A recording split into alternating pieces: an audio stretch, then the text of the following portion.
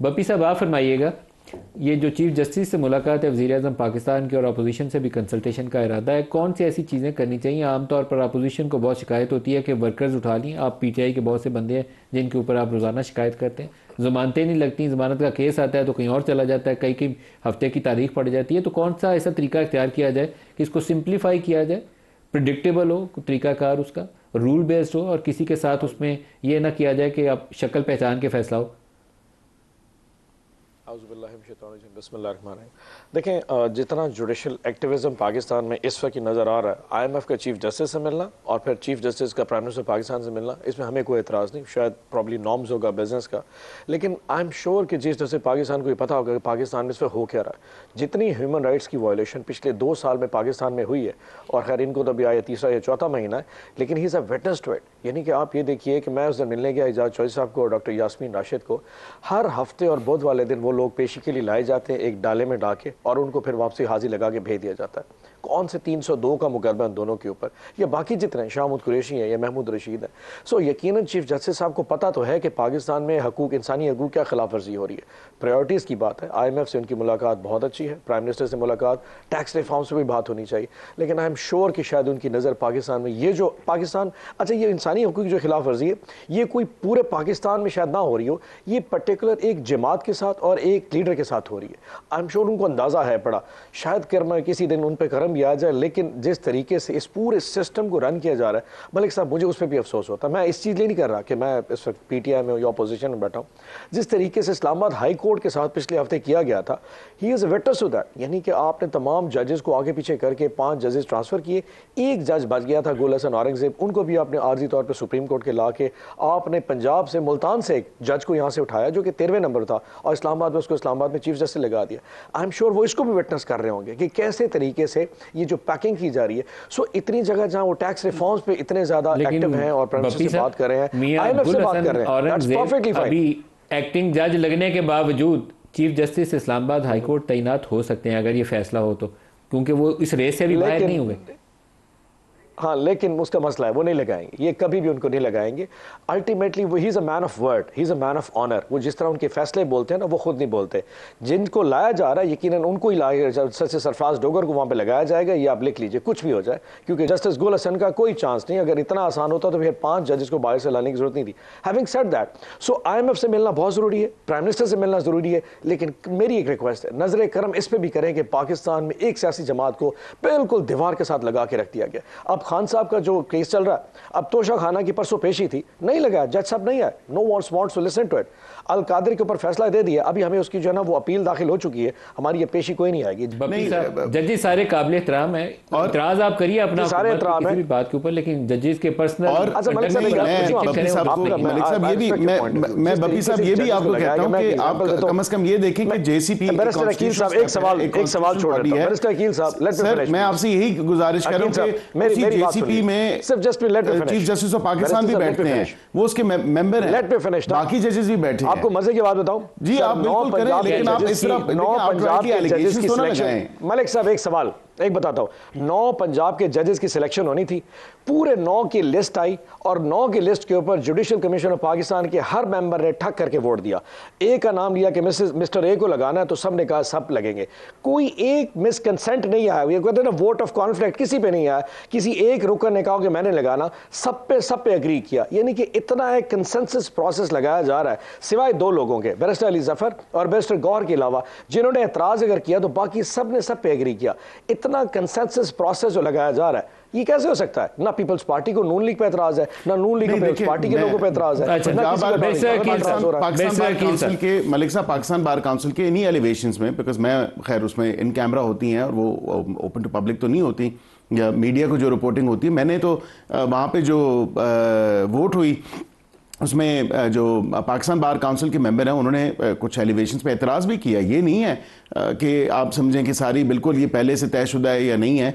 अब आपके मेंबरान वहाँ पे सुप्रीम कोर्ट के एलिवेशंस के टाइम ना ही बैठे हैं तो फिर ये बाकी एलिवेशंस में क्यों बैठे, लाहौर वाले टाइम पे क्यों बैठे, बलूचिस्तान वाले टाइम पे बैठे, सारा देखिए ना, एक डिसेंट आना चाहिए।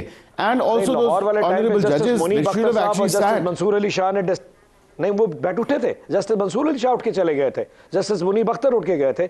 उन्होंने कहा था इस्लामाबाद हाई कोर्ट की सीनियरिटी लिस्ट अभी तक फाइनल नहीं हुई, जब तक वो लिस्ट फाइनल नहीं होती आप ये प्रमोशन मत कीजिए।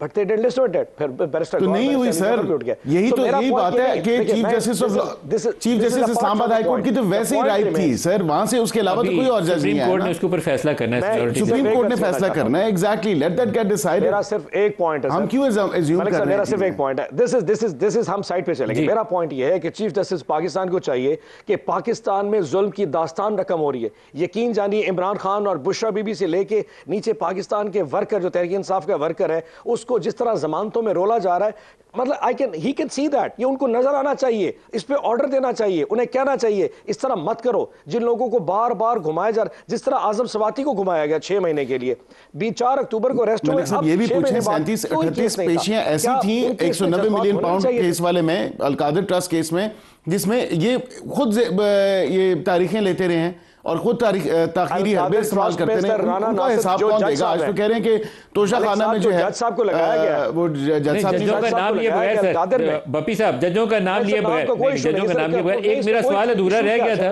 बैरिस्टर रकील साहब से, मैं एक सवाल पूछ लूं, मैं दोबारा आता हूं आपकी तरफ। हमने लॉ रिफॉर्म डिस्कस कर रहे थे, नहीं मैं जजों का नाम नहीं लूंगा सर, ये मुनासिब नहीं होता किसी जज का नाम ऑन एयर लेना। बैरिस्टर रकील साहब आपसे एक सवाल है, अभी चंद ही कुछ ही अर्सा पहले खैरपुर में एक वाक़या पेश आया था। आप लॉ रिफॉर्म्स की या CRPC की जब भी रिफॉर्म करें तो सबसे ज़्यादा जो मजलूम तबका है सबसे पहले आपको उसको प्रोटेक्ट करना होता है। वहाँ एक पीर साहब ने एक बच्ची के साथ रेप किया और उसका मर्डर कर दिया, मारी गई वो बच्ची। अब उसकी ज़मानत लगी हुई थी पीर साहब की, वो कहते हैं सुलहनामा हो जाता है घर वालों के साथ, क्योंकि ताकतवर लोग हैं, गरीब वल्नरेबल है, वो तो सुलहनामा हो जाएगा। वहाँ रियासत क्यों नहीं फरीक बनती टू मेक श्योर कि उसको पनिशमेंट मिले? और ये एक तैयबा बच्ची होगी, एक कोई फातिमा मिल जाएगी, कोई जैनब मिल जाएगी, there are so many such cases. Sir इसमें भी मलिक साहब कानून में ये गुंजाइश मौजूद है। जब हमने प्रैक्टिस की तो ये जो इवन के सुलह सफाई वाला एग्रीमेंट होता है उसमें भी जज साहब के पास जब वो जाती है दरख्वास्त, तो उसमें जज साहब एक मुतफरक दरख्वास्त होती है, CRPC की एक प्रोविजन है, उसी के हवाले से वो उनका डिस्क्रिप्शन है कि उन्होंने एग्री करना है या नहीं करना। बच्चियों को बचाने के लिए रियासत को फ्री, मैं एग्री करता हूं बिल्कुल, आप इसमें लेकिन स्टेट ही प्रोसीडिंग्स चला रही होती है ना। हमने तो यही वकालत में देखा है कि जो वकील हैं कंप्लेनेंट्स के, उनको जब राजीनामा आए बच्चियों के मर्डर केस प्रोसिक्यूटर है तो रियासत उसको मुस्तरद करते हुए उस केस को परसू करे और उसको सजा दिलवाए। देखिए जजेस का डिस्क्रेशन है, बिल्कुल नहीं, ये डिस्क्रेशन होना नहीं चाहिए सर, ये होना नहीं चाहिए, कानून में ये बिल्कुल जरूरी है। लेकिन बिल्कुल मैं आपसे एग्री करता हूँ इसके ऊपर काम करिए, के ऊपर बिल्कुल PTI वालों से भी मैं दरखास्त करूंगा कि इस प्रोसेस के ऊपर काम करें, उन बच्चियों का तहफ़्फ़ुज़ आपकी मेरी बिल्कुल जिम्मेदारी है। एब्सोल्युटली बिल्कुल मैं एग्री करता हूँ सर इस पे, और इसमें तो कोई दो राय है नहीं। बच्चियों के हवाले से, अभी देखें के हवाले से क्या हुआ है, वो जो लड़का जिसका मर्डर हुआ है, जी बिल्कुल, बॉडी बड़ा अनफॉर्चुनेट इंसिडेंट। जज जो मुतलका था उसने उसको जुडिशल कर दिया बजाय उसको पुलिस के हवाले करने के, जिसके ऊपर कत्ल का इल्जाम था। तो ये वाला मामला हैं जिसमें नजर आ रहा है आपको कि रिमांड उन्होंने अप्लाई किया होगा जज ने। अगेन जज के डिस्कशन होता है रिमांड के टाइम पे कि वो 1 दिन देता है, 2 दिन देता है या 15 दिन देता है, वो उससे क्या रिकवर होता है। उसने लाश जलाई हुई है, खुदा उसकी कब्र कुशाई हुई। मैंने बिल्कुल पूरा वाकया फॉलो किया और बड़ा अनफॉर्चुनेट वाकया है, बहुत अनफॉर्चुनेट वाकया है, और इसकी यहाँ हमें रिफॉर्म करने की जरूरत है। बिल्कुल यहाँ पे ये एरियाज हैं जहाँ पे रिफॉर्म होने की जरूरत है। मैंने जज मिसस्टेप करता है, आप उस जज को अकाउंटेबल नहीं, वो तो उनके प्रोसीडिंग्स होती हैं, बिल्कुल उनके खिलाफ प्रोसीडिंग्स होती हैं, कोई इसमें दो राय ही नहीं है कि उनके खिलाफ प्रोसीडिंग्स होती। लोअर जुडिशरी की बात कर रहा हूँ मैं, हायर जुडिशरी की बात नहीं कर रहा, हाई कोर्ट या सुप्रीम कोर्ट, नीचे वाले जो जजेस हैं उनकी भी बिल्कुल उनके खिलाफ। बप्पी साहब ये वो इशूज हैं जहाँ पर आपकी आपस में जो मर्जी सियासी इख्तिलाफात हो, लेकिन इन कौम की बच्चियों की खातर, उन बच्चों की खातर जिनके साथ ये ऐसे जुल्म हो जाते हैं और पीछे उनका केस कोई परसू नहीं कर सकता। मैंने वो पीर का वाक़या इसलिए बताया है कि वो पीर एक का वाक़या हमें पता है, ऐसे कई पीरों के वाक़यात होंगे। तो वहाँ आप लोगों को हाथ मिलाना चाहिए इस कौम की खातिर, ताकि कोई बेहतर काम हो जाए। मलिक साहब, मैं आपको एक अर्ज़ दूँ, अगर इस गवर्नमेंट किसी भी इशू के ऊपर जब समझती है कि वो इशू किसी कौम से रिलेटेड होना या हमें ऑन बोर्ड करे, हमें कोई इशू नहीं, हमें ऑन बोर्ड किस पे नहीं किया जाता। पीका के वाले से हमें कोई ऑन बोर्ड नहीं किया था, 26वीं अमली तरह हमें कोई on board. So the point remains, government का भी अभी पैलेस्टाइन की एक रेजोल्यूशन आई थी परसों सेनेट में, हम सब ने उस पर एग्री किया। बैरिस्टर अली जफर साहब के पास आई थी, हमने कहा जी इसके ऊपर यूनानिमस अप्रोच है, आप इसको प्रेजेंट करें, हम इसके ऊपर पूरी बात भी करेंगे और अपना पॉइंट आपके साथ रखेंगे। सो जहाँ गवर्नमेंट पॉजिटिव होना चाहती है वहाँ पे चलेंगे साथ, लेकिन जहाँ पे गवर्नमेंट गवर्नमेंट का एटीट्यूड। अब कल गवर्नमेंट ने एक बिल हमने परसों लेके आए थे जिसमें खैबर पख्तूनख्वा और बलूचिस्तान में जो फंडिंग है, जो लोनिंग है प्राइवेट बैंक्स की, उसकी परसेंटेज बहुत कम थी, वो 1% है तकरीबन। हमारा उस पर एतराज़ था, उन्होंने उस पर वोटिंग करा दी, वोट में हम जीत गए, उन्होंने अनाउंस करने से इनकार कर दिया। उसके बाद फिर लड़ाई देखी और फिर मैं और मेरे दो साथी सैनेटर्स को सस्पेंड कर दिया। सो इस तरह का एटीट्यूड गवर्नमेंट भी तो अपने आप को कहीं ना कहीं देखे जी। आई कांट हियर यू, मेरा फोन डिस्कनेक्ट हो गया।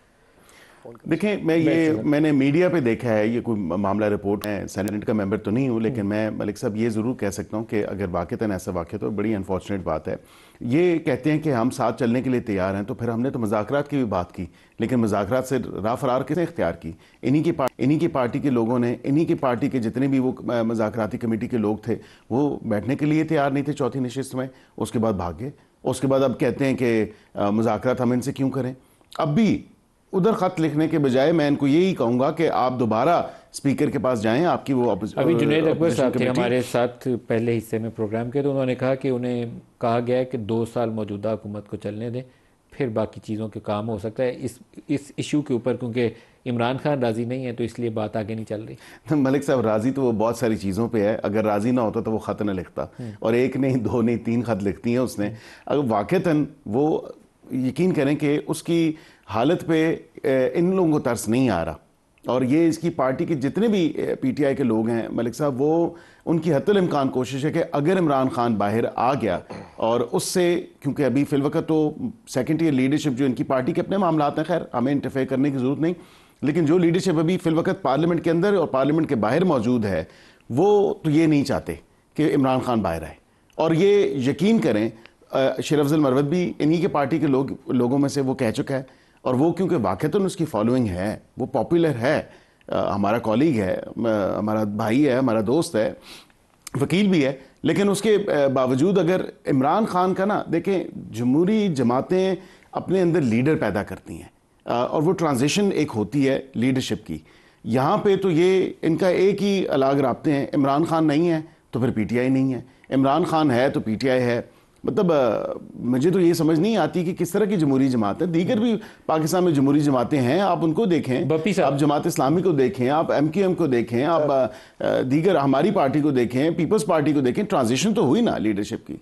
बप्पी साहब, मलिक साहब एक छोटी इंटरनल डिवीजन ऑफ पीटीआई साहब को जी सर, हमारे खत पे एतराज़ है ना, तो पाकिस्तान में ये खत सिर्फ इमरान खान साहब नहीं लिख रहे, पाकिस्तान के खत जो पाकिस्तान की जुडिशरी अदलिया के बड़े बड़े जजेस हैं वो भी लिख रहे हैं। जहां पे आपको कोई और चांस ना मिले, कोई मीडियम ना मिले, कोई जराए ना हो अपनी वॉइस कंसर्न करें, वहां खत लिखे जाते हैं और दुनिया में लोग खत लिखते रहे, बड़े बड़े लोगों ने लोग खत लिखे होंगे। सो पाकिस्तान में तो बाबर सत्तार ने भी खत लिखा था चीफ जस्टिस पाकिस्तान को, अभी 4 इस्लामाबाद हाई कोर्ट के जजेस ने भी खत लिखा था, जस्टिस मंसूर अली शाह ने भी खत लिखा था, पेशावर हाई कोर्ट के चीफ जस्टिस ने भी खत लिखा था, तमाम जजेस ने भी खत लिखा था अपने चीफ जस्टिस पाकिस्तान को कि हमारे ऊपर जुल्म हो रहा है, हमारे वॉशरूम में, टॉयलेट्स में सर्वेलेंस कैमरा लगे हुए हैं, हमारे साथ ये जो जुडिशरी में जो आप ट्रांसफर पोस्टिंग कर रहे हैं ये गलत कर रहे हैं, हमेशा डाला जा रहा है। सो पाकिस्तान में तो बहुत सारे लोग खत लिख रहे हैं, तो ऑब्वियसली आपको इमरान खान के खत पे एतराज है तो वो भी क्या एनआरओ मांग रहे हैं? नहीं, पाकिस्तान में आपकी लोगों की आवाज को दबा रहे हैं, उनके पास फोरम्स नहीं है, उनके पास इशू रिप्रेजेंट करने के अलावा कोई ऐसा पैनल नजर नहीं आता।